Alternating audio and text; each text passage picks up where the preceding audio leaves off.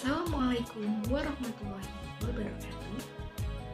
Pada kesempatan kali ini, kami dari kelompok 1 ingin membahas materi bab pertama, yaitu tentang pokok-pokok akidah Islam. Yuk simak penjelasan dari kami.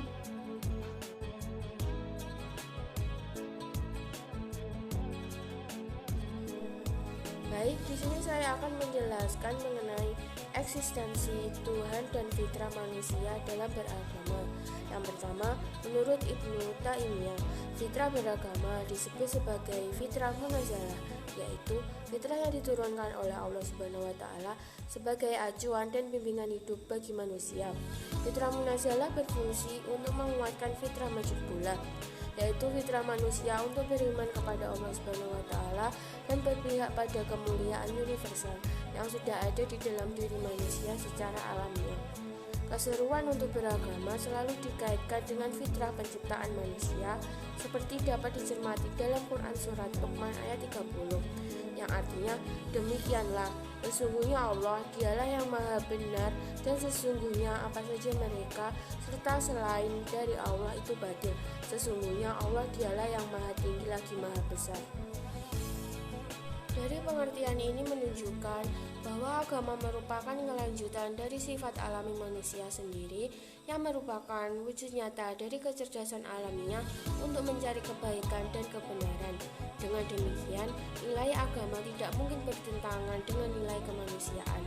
Dengan potensi lahiriah dan batiniah, manusia senantiasa berusaha untuk mengatasinya meski ia seringkali dibenturkan pada realitas keterbatasan dan ketidakpuasan manusia inilah yang pada akhirnya melahirkan tuntunan dan kebutuhan terhadap kekuatan metafisik di luar dirinya. Kemudian ia lantas melakukan aktivitas mencari, membandingkan, dan menyimpulkan kekuatan-kekuatan yang mengitarinya yang diasumsikannya sebagai Tuhan yang diharapkan dapat memudahkan dan meringankan problem hidupnya. Sebagai contoh yang paling jelas untuk kasus pencarian Tuhan oleh manusia ini adalah penggambaran teologis Nabi Ibrahim alaihissalam ketika upaya-upaya penurunan Tuhan secara empiris, logis dan kritis yang dilakukan belum berhasil. Nabi Ibrahim lantas berjuang untuk menemukannya secara intuitif. Nabi Ibrahim berkuasa diri kepada Tuhan dengan menyatakan ayat Quran surat Al-An'am ayat 79. Penegasan fitrah manusia yang dari awal dikonsepsi oleh Allah untuk menjadi individu-individu yang beriman dan bertauhid juga disampaikan oleh Nabi Muhammad dalam hadis berikut. Setiap bayi dilahirkan dalam keadaan kesucian. Kedua orang tua itulah yang menjadikan mereka Yahudi, Nasrani atau Majusi. Hadis riwayat Al-Bukhari. Materi selanjutnya adalah mengenai konsep tauhid dan syirik dalam ajaran Islam. Dalam pokok ajaran Islam, perlu diketahui ada dua konsep yang sangat penting yang perlu diperhatikan, yakni adalah tauhid dan syirik. Yang pertama adalah tauhid. Tauhid diambil dari kata wahada, yuwahidu, tauhidan, yang berarti mengesahkan. Satu asal kata dengan wahid yang berarti satu, dan kata ahad yang berarti esa. Dalam ajaran Islam, tauhid berarti keyakinan akan keesaan Allah. Kalimat tauhid adalah la ilaha illallah yang berarti tiada Tuhan selain Allah. Dalam perkembangannya, tauhid telah menjelma menjadi salah satu cabang ilmu dalam Islam, yakni ilmu tauhid. Para ulama mengklasifikasikan tauhid menjadi 3 bagian, yakni tauhid rububiyah, tauhid uluhiyah, dan tauhid asma wa sifat. Yang pertama adalah tauhid rububiyah. Berarti beriman bahwa hanya Allah satu-satunya Rabb yang memiliki, merencanakan, menciptakan, mengatur, memelihara, memberi rezeki, memberi manfaat, menolak mudarat, serta menjaga seluruh alam semesta. Yang kedua adalah tauhid uluhiyah. Berarti beriman bahwasanya hanya Allah semata yang berhak disembah, tidak ada sekutu baginya. Adapun maksudnya ialah pengesaan Allah Subhanahu wa taala dalam segala macam ibadah yang kita lakukan, yakni bahwasanya hanya Allah Subhanahu wa taala satu-satunya yang berhak untuk diibadahi. Yang ketiga adalah tauhid asma wa sifat. berarti beriman bahwa Allah memiliki nama dan sifat baik yang sesuai dengan keagungannya. Maksudnya adalah penegasan Allah Subhanahu wa taala dengan nama-nama dan sifat-sifat yang menjadi miliknya. Selanjutnya adalah syirik. Syirik merupakan setiap perbuatan yang bertentangan dengan visi dan esensi tauhid. Syirik ialah menyekutukan Allah Subhanahu wa taala dengan melakukan perbuatan yang seharusnya hanya ditujukan kepadanya. Syirik memiliki dua jenis. Yang pertama adalah syirik akbar atau disebut juga dengan syirik besar, dan yang kedua adalah syirik asghar atau disebut dengan syirik kecil. Yang pertama adalah syirik akbar. Syirik akbar mengakibatkan amal kebaikan manusia tidak diterima Allah Subhanahu wa taala dan menjadi sia-sia. Berikut adalah contoh syirik akbar. Yang pertama adalah menjadikan Tuhan selain Allah. Yang kedua adalah menyembah, menaati, meminta pertolongan kepada selain Allah. Dan yang terakhir adalah melakukan perbuatan lain yang seharusnya hanya ditujukan kepada Allah. Berikutnya adalah syirik asghar yang tidak kalah berbahaya dari syirik akbar. Contohnya adalah bersumpah atas nama selain Allah. Di antara syirik asghar adalah bersumpah dengan selain Allah, seperti bersumpah kepada nabi, Ka'bah, wali, tanah air, nenek moyang, atau makhluk Allah lainnya. Yang kedua adalah berkurban untuk selain Allah. Mempersembahkan kurban atau menyembelih hewan bukan karena Allah Subhanahu wa taala adalah termasuk perbuatan syirik. Telah menjadi kebiasaan kaum musyrikin di setiap bangsa melakukan penyembelihan kurban sebagai sarana pendekatan diri kepada Tuhannya dan berhala-berhala mereka. Yang ketiga adalah sihir, yaitu semacam cara penipuan dan pengelabuan yang dilakukan dengan cara memantera, menjambi, dan lainnya. Perbuatan ini termasuk syirik yang dilarang dalam Islam, karena di dalamnya terkandung makna meminta pertolongan kepada selain Allah, yakni jin dan setan. Yang terakhir adalah ramalan.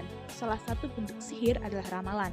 Yang dimaksud dengan ramalan adalah asumsi, mengetahui dan melihat rahasia-rahasia masa depan berupa kejadian umum atau khusus ataupun nasib seseorang melalui perbintangan dan juga sebagainya.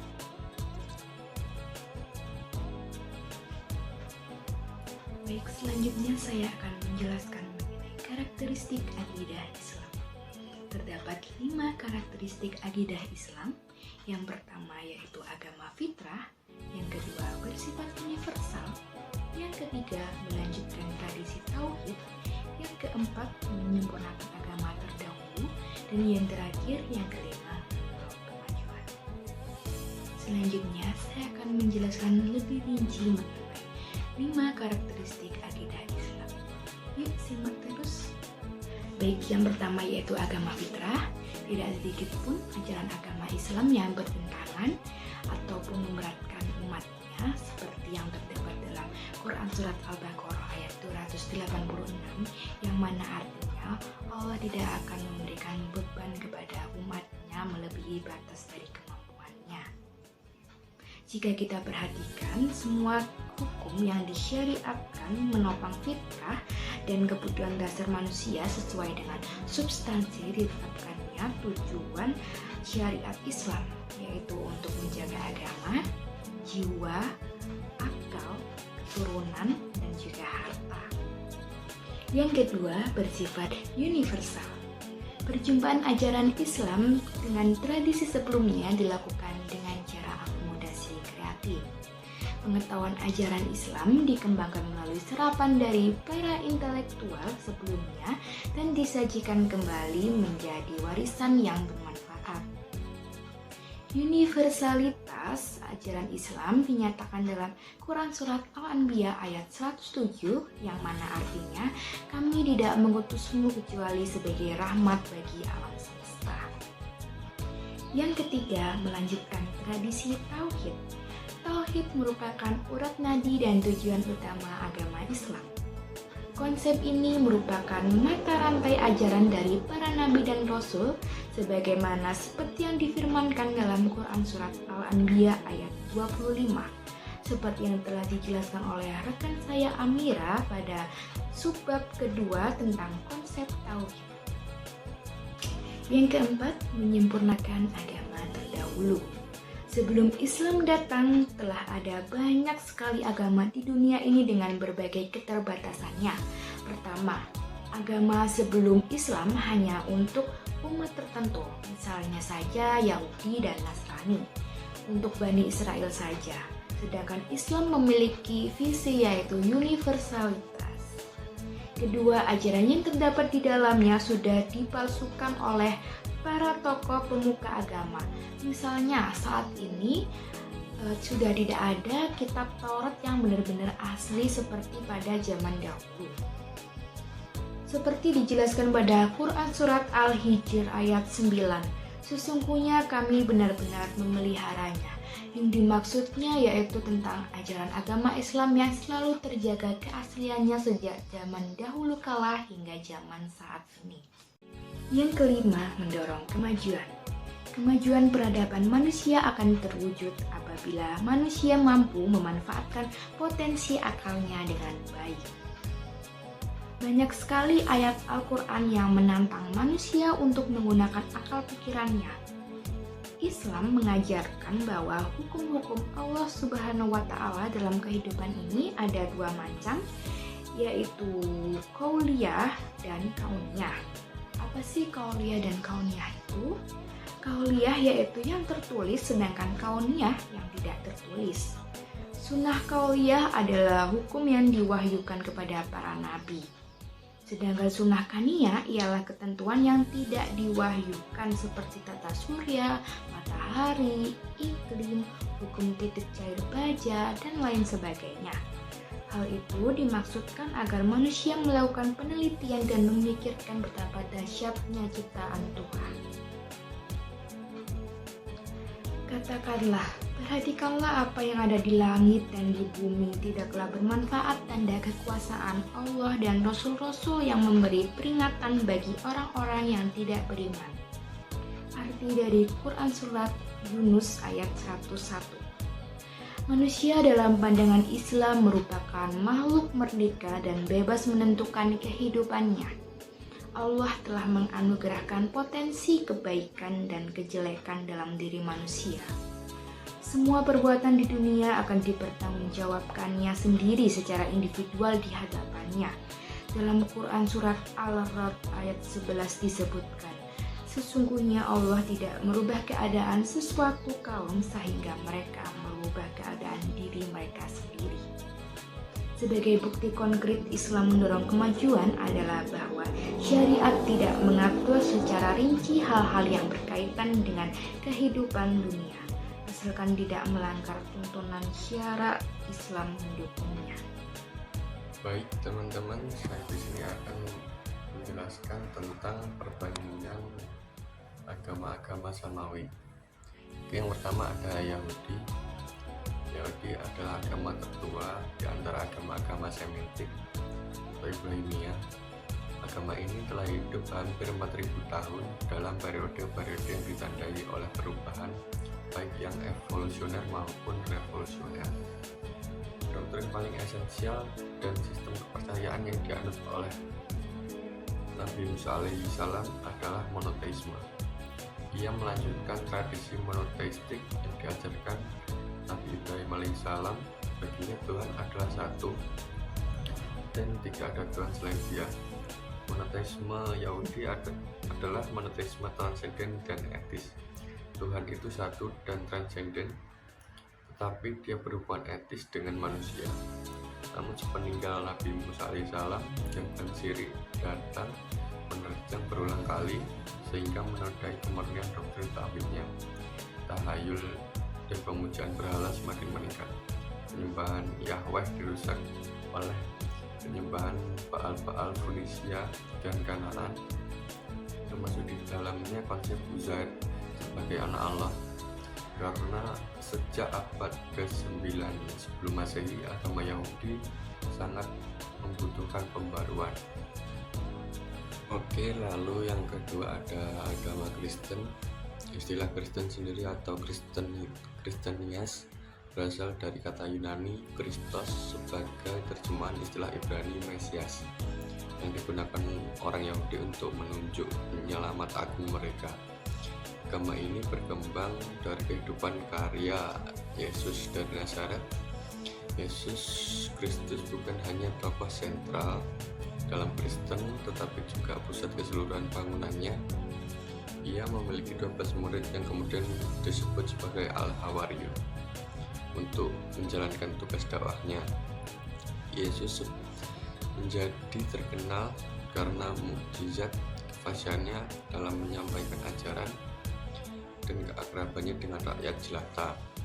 Namun di pihak lain timbul rasa permusuhan dari beberapa kalangan umat Yahudi dan kecurigaan dari rezim Romawi yang berujung pada tragedi penyaliban Yesus di pinggir kota Yerusalem.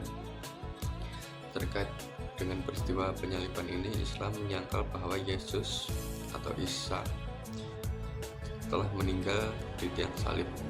Menurut Al-Quran, murid Yesus yang berkhianat Yudas itulah yang disalib setelah wafatnya diserupakan oleh Allah dengan wajah gurunya.